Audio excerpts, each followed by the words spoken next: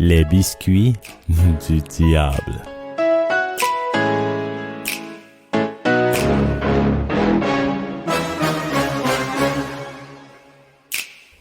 Ça s'est passé dans le début des années 20 dans la belle ville de Québec. Un jeune homme, nouveau propriétaire d'un café, un jeune pâtissier un peu naïf, déjà doué dans la confection de nombreux desserts, il y avait un petit problème. Il y avait une obsession. Trouver la recette parfaite qui ferait de lui un homme riche et célèbre. Le rêve du succès. Il avait d'abord réussi à attirer l'attention de beaucoup de curieux avec une de ses meilleures recettes. Des biscuits au beurre d'arachide. Classique, mais ça fonctionnait à tous les coups. C'était pas suffisant pour lui. L'idée du succès, comme il l'imaginait, était pas au rendez-vous. Après plusieurs tournées de biscuits au beurre d'arachide, il y a eu une idée. La saison des pommes arrive à grands pas. C'est le temps d'épater la galerie avec une recette de biscuits aux pommes parfaite. Mais malgré les bonnes odeurs envahissant le quartier, le succès venait pas. Il a donc décidé de mettre son projet de côté. Pendant quelques temps, il s'inspirait des commentaires de sa clientèle. Puis il y avait toujours comme en arrière-pensée « Bon diable de bon diable, que je donnerais n'importe quoi pour le succès. N'importe quoi. »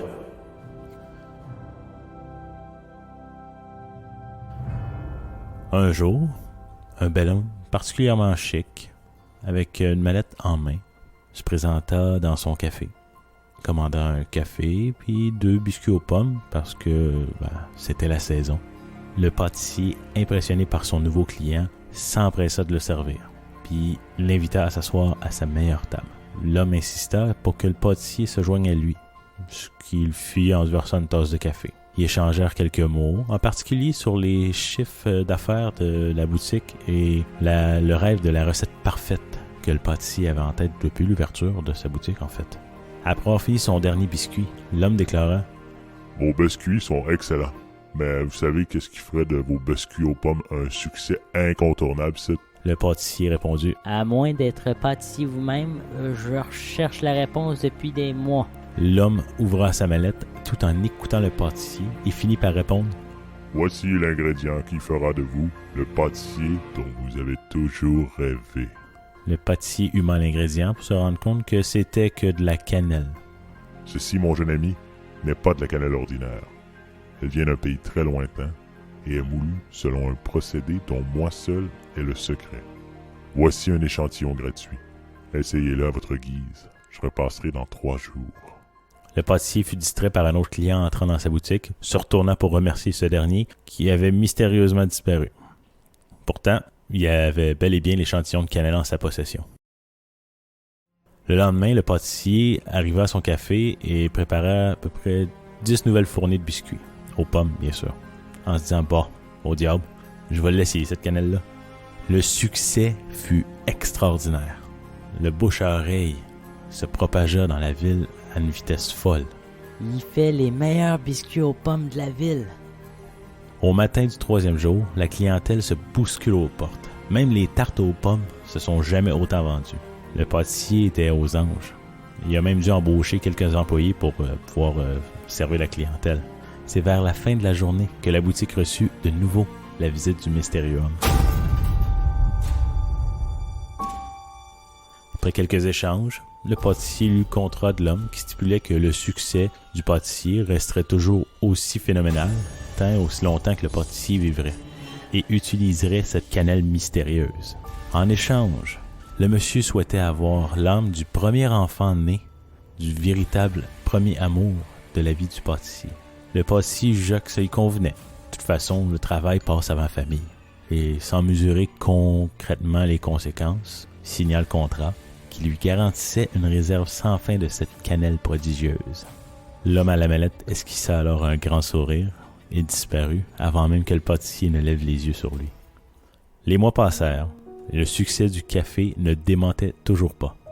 Cependant, le pâtissier souhaitait quand même profiter un peu de son argent, bien sûr, et travailler un peu moins. Donc, il afficha une annonce devant son café demandant un assistant pâtissier. Cette annonce attira l'attention rapidement. Quelques personnes se présenteront, mais ne seront pas à la hauteur des attentes du pâtissier jusqu'au lendemain matin, où une cuisinière se présentera pour l'emploi et aura un rendez-vous le surlendemain pour commencer sa journée de travail dès 5 heures du matin. Donc, comme prévu, la cuisinière se présenta. Le pâtissier lui apprit les petites astuces du métier. Tout en travaillant ensemble, le courant passait vraiment bien entre les deux. Puis, vous devinez ce qui arriva, hein? Le coup de foudre. Les amoureux transformèrent le café.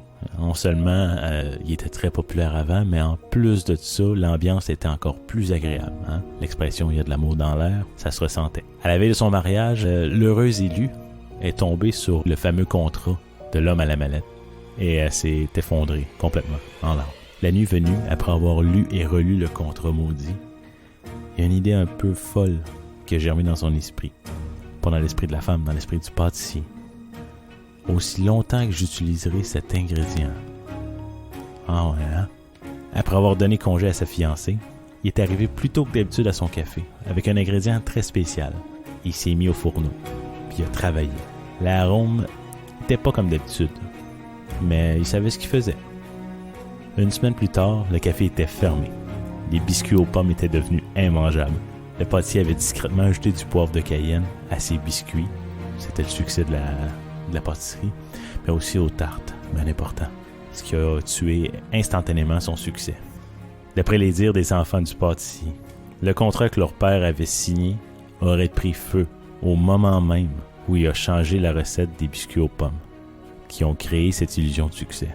Voilà, c'est tout. Bon, c'est rare que je commente après, mais je vais vous dire, ça m'a donné le goût d'aller me faire une croustade aux pommes. Ça m'a donné faim, cette histoire-là. Oui? J'ai entendu dire que vous étiez en enregistrement d'un podcast.